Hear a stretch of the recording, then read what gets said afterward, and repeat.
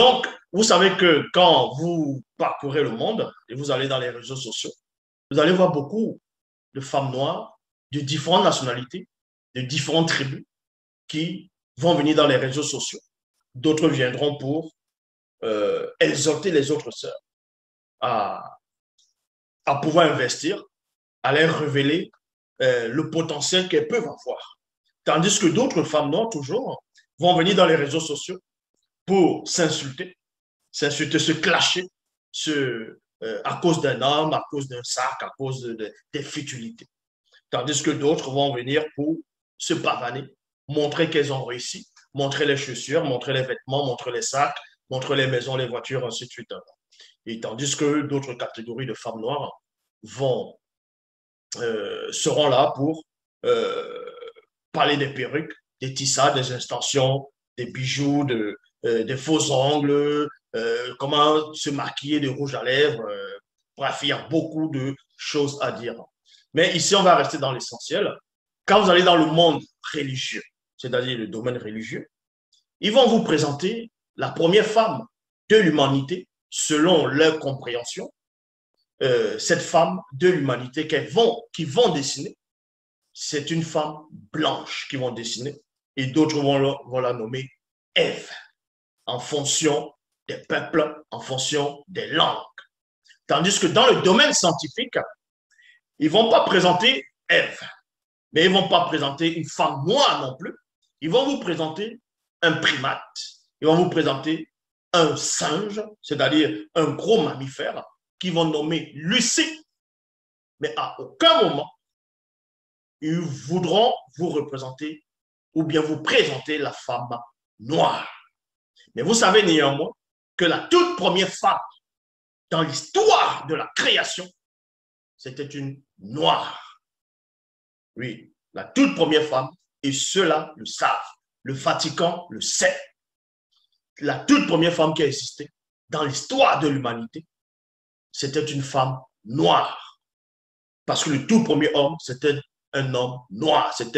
C'était pas un singe, ce n'était pas Adam ou autre chose en fonction de la spiritualité, des religions de certains. Dans la phase 3, consiste à quoi? Le complot contre la femme noire. Et le complot, on le voit, c'est les tissages, les perruques, pour que vous défrisez vos cheveux, vous enlevez vos cheveux naturels, pour pouvoir ressembler aux femmes blanches. Même si vous allez dire non, c'est pas pour ça. C'est tout simplement pour ça. Vous allez voir, ils ont les perruques, les extensions, les mèches. Elles vont porter ça sur la tête et elles vont faire comme ça. Vous allez, elles parlent, elles font ça. Comme si ce sont les vrais cheveux. De toute façon, des faux cheveux. Et mais où est votre personnalité? Vous pensez que vous êtes belle? Vous voyez la plupart des femmes, elles viennent dans les réseaux sociaux. Elles font le régime. Elles se maquillent. Elles mettent les faux cheveux. Elles commencent à se pavaner, à se montrer, qu'elles disent qu'elles sont belles, qu'elles sont belles. Mais qui vous a menti que vous êtes belle comme ça? Mais qui vous a trompé? Qui vous a menti? C'est la laideur. C'est la laideur. Vous êtes des objets. La preuve, elles se moquent de vous. Les blanches se moquent de vous quand elles vous voient en haut. Regardez celle-là. Elle ne connaît même pas son identité. Elle met les faux cheveux qui ressemblent à nos cheveux. Regardez. Elle se décape la peau. Elle veut nous ressembler. Elle veut nous ressembler. Vous fuyez le soleil, alors que les femmes blanches, les autres, quand il y a le soleil, elles veulent se bronzer parce qu'elles envient déjà naturellement votre peau. Mais vous, comme vous êtes des attardés, vous ne comprenez rien à rien.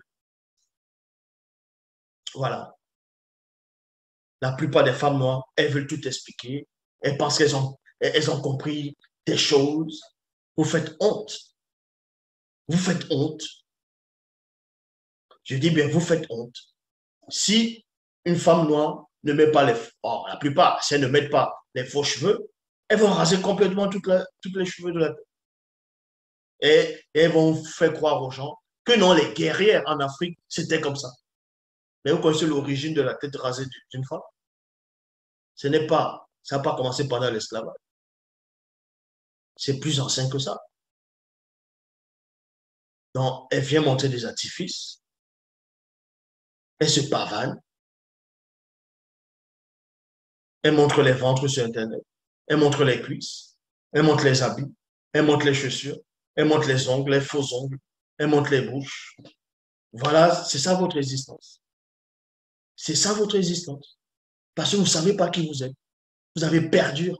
Vous avez perdu la personnalité de la première femme noire. Donc, on dit ici, le complot de la femme contre la femme noire consiste à quoi? C'est à détruire l'image de la femme. C'est de faire douter à la femme noire qu'elle est belle, qu'elle est la femme originelle, qu'elle est chez elle sur la terre. C'est ça, premièrement. On vous fait douter de vos origines, on vous fait douter de votre beauté, on vous fait douter de vos capacités.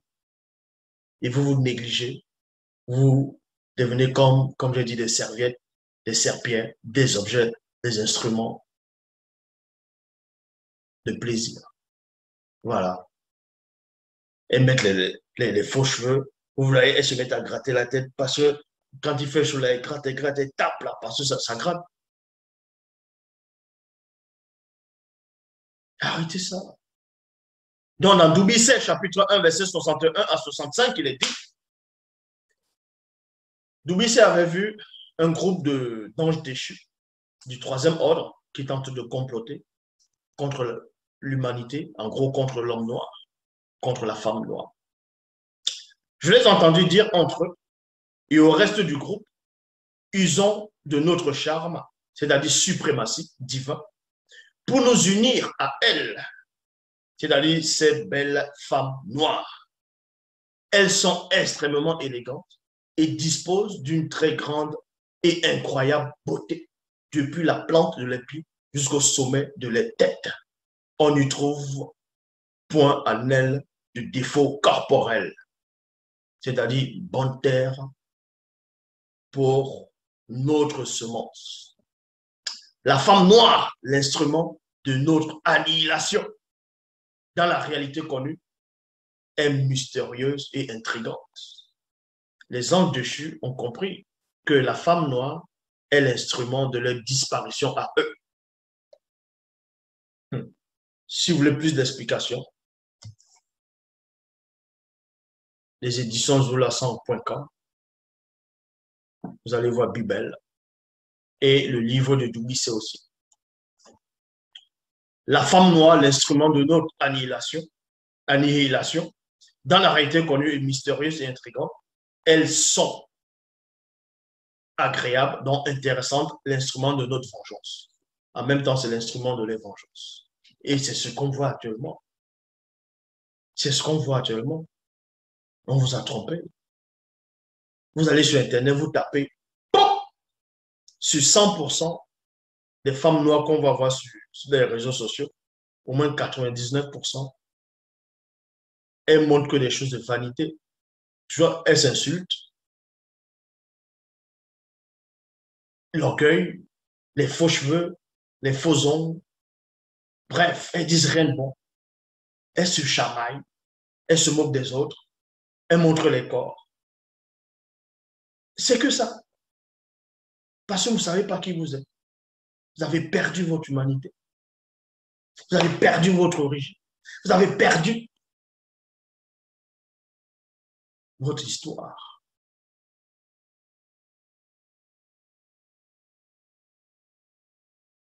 Ayant notre propre loi, c'est-à-dire enfant, l'empêchement de notre anéantissement, disparition de la réalité connue avec elle. Et l'issue de cette union donnera naissance à une nouvelle race, dans la race, à une nouvelle race. La manifestation de nos propres désirs dans rébellion qui devra empêcher la manifestation du nombre connu, soumettre le peuple noir, notre substitution dans la servitude, afin qu'on ne puisse disparaître. Dans Esther, chapitre 4, au verset 16 à 28, il est dit, au même moment, dans la même ville, un veilleur apparut à Gengeti. Donc, on vous apprend ici qu'à un moment donné, il y avait un roi corrompu qui avait pris des jeunes filles, l'a mis dans son harem. Il voulait les nettoyer, les laver, les mettre le parfum pour qu'elles soient ses femmes. Et en même temps, il y avait des démons qui sont entrés dans cette ville-là pendant l'orage. Mais parmi ces jeunes filles, il y avait aussi, dans ce territoire, il y avait une jeune fille connue sous le nom de Gengeti. C'était une belle femme noire, initiée, qui connaissait son origine, qui connaissait son identité. Et elle a reçu la visite d'un veilleur pour un but précis. Écoutez attentivement. Et voici qu'elle fut environnée d'une lumière surnaturelle très intense. Ayant levé les yeux, Gengeti apparut un très bel homme noir, aux cheveux crépus et vêtu d'un lin très bruyant, que la clarté du soleil qui lui allait jusqu'aux pieds. Ses pieds étaient pareils à des flammes ardentes et ses pieds brillaient comme le bronze en fusion. Il portait une longue ceinture semblable à une pierre précieuse qui lui entourait la taille. Il y a point ici.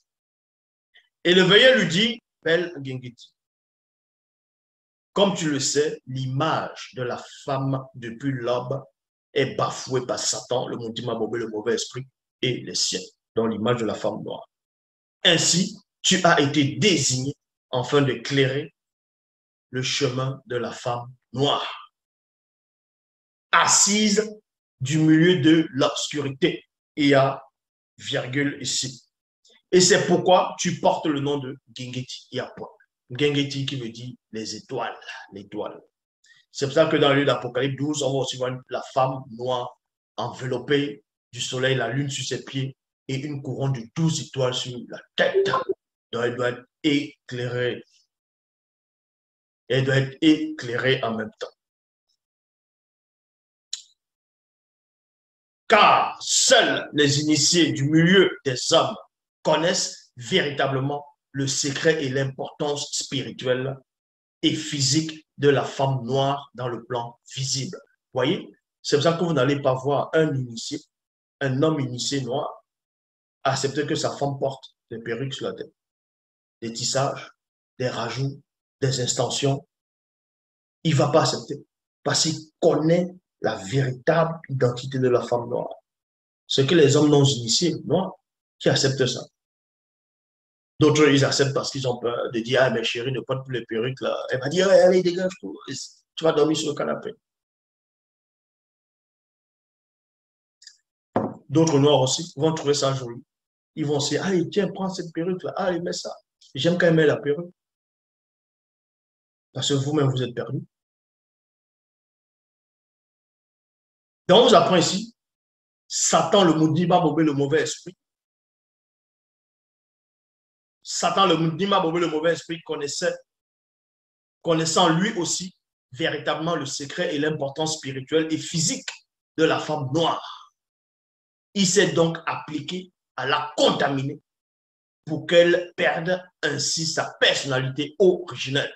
Et c'est ce qu'on fait. D'autres, vous allez dire, ah tiens, il y a une femme noire, elle est devenue milliardaire, elle a fait des entreprises, c'est une femme d'affaires, elle est respectable, voilà, voici la valeur de la femme noire, voici l'image de la femme noire. Mais en même temps, elle a les faux cheveux sur la tête, elle veut imiter les blancs. En même temps, elle est artificielle, mais elle a réussi d'un côté, mais elle a toujours perdu l'image de la femme noire, la valeur. Elle gronde son mari. Où est l'image de la femme noire ici? Donc, on vous apprend que Satan, le maudit, le mauvais esprit, connaît l'importance spirituelle et physique de la femme noire. C'est pour ça qu'il s'est donc appliqué à la contaminer et qu'elle perde sa personnalité originelle. C'est pour ça qu'il a inspiré toutes les religions dites révélées dans le monde. Et ces soi-disant religions,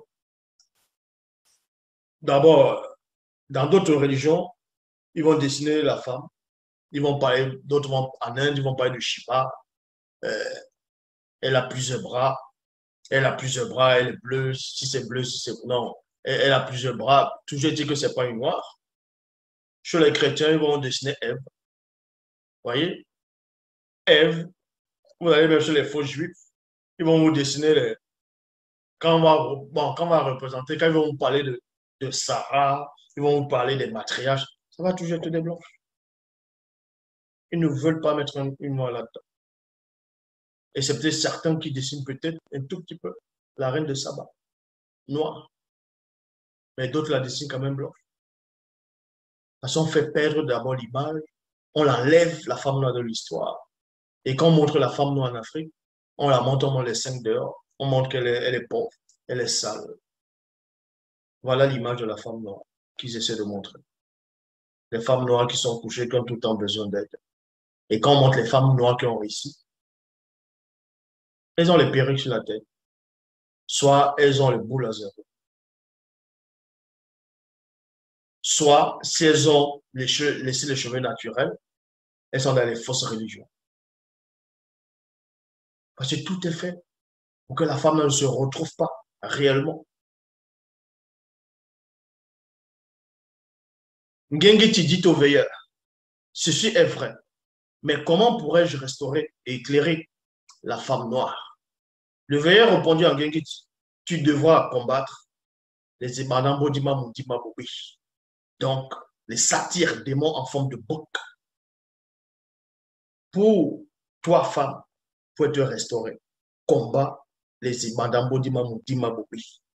Combat les démons en forme de bouc. Parce que c'est les démons en forme de bouc qui sont derrière tous ces hommes qui te poussent à la prostitution, qui te poussent à la négligence, qui te poussent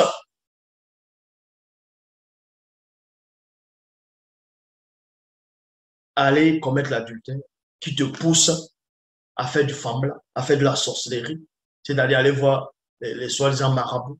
C'est ces démons-là qui te poussent à être ainsi. Eh oui, les Mbandambo Dima Dima Bobé, ce sont les satyres, les démons en forme de bouc, qui se sont introduits dans la ville afin d'abuser des jeunes femmes retenues dans le harem du roi corrompu. Puis tu prendras spirituellement le pouvoir de la main de ce roi pour devenir la reine des reines dans tout le continent. En étant reine, tu aboliras la polygamie. En étant reine, tu aboliras la polygamie. Vous savez pourquoi il y a beaucoup de gens qui parlent de la polygamie, ils disent oh, la polygamie c'est bien, que c'est africain, c'est un truc des ancêtres. Parce que derrière la polygamie, c'est les démons en forme de les satyres qui ont des appétits sexuels démesurés. Et la plupart des femmes acceptent ça. Parce qu'elles se disent non, cet homme a beaucoup d'argent, je vais quand même aller, je vais manger ma part. D'autres parce qu'on les force, d'autres parce qu'elles ont trouvé ça comme ça. Vous voyez, pour les hommes, vous êtes des instruments, vous êtes des objets. Arrêtez de vous considérer comme des objets. Arrêtez de vous considérer comme des poupées de plaisir avec vos artifices. Arrêtez ça. Reprenez la vraie image de la femme. En cela, ils vont vous respecter. Vous pouvez changer le monde. En étant reine, tu aboliras la polygamie et le droit de cuissage des nobles sur les femmes du continent à ton époque. Ainsi, les femmes pourront aussi choisir elles-mêmes leur mari selon la loi connue par les initiés lorsqu'elles seront initiées.